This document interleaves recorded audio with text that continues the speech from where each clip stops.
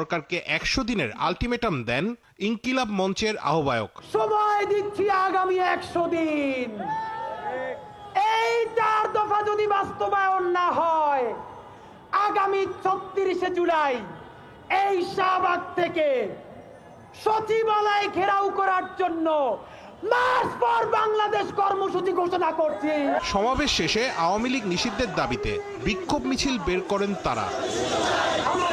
কাছে জানতে চাই, জুলাইকে বাঁচিয়ে রাখার দায়িত্ব সব ইনকিলাব মঞ্চের একার ভাই? আপনারা জানেন প্রত্যেকটা প্রোগ্রাম করতে আমরা মানুষের কাছ থেকে 100-200 টাকা পর্যন্ত ফান্ডিং নিয়ে আমাদের হার ভেঙে যায় কোমরের। আমাদের ভাই বন্ধুরা কিরকম কষ্ট করে এই কাজগুলো করতেছে। আমরা আমাদেরকে শত শত ইনবক্স করেন, ইনকিলাব মঞ্চ কেন এই ব্যাপারে কর্মসূচি দেয় না? ভাই, সমস্ত কর্মসূচি নিয়ে আর বর্গাকে ইনকিলাব মঞ্চ দিচ্ছে। এখন আমরা একটা নতুন স্ট্র্যাটেজি নিয়েছি। কেউ যদি বলে, গতকালকে ফোন দিয়ে বলে যে ওইখানে একটা ফ্যাসিস্টের ভাস্কর্য আছে, ভাঙতে হবে, আমরা বলছি ঠিক আছে, আমরা ভাস্কর্য ভাঙবো, টাকা লাগবে 10 লাখ। মানে আপনারা মন্ত্রীপাড়ায় গিয়া ক্ষমতার রুটি হালুয়া ভাগাভাগ করবেন, আপনারা সবাই কে কোন পদে যাবেন সেইকে নিয়ে করবেন, আর মারামারি পিটাপিটি যেখানে মাই খাওয়ার কাম আছে সেইখানে ইনকিলাব মঞ্চের পাঠিয়ে দিয়ে মজা নিবেন। এই দুনিয়ার নাই।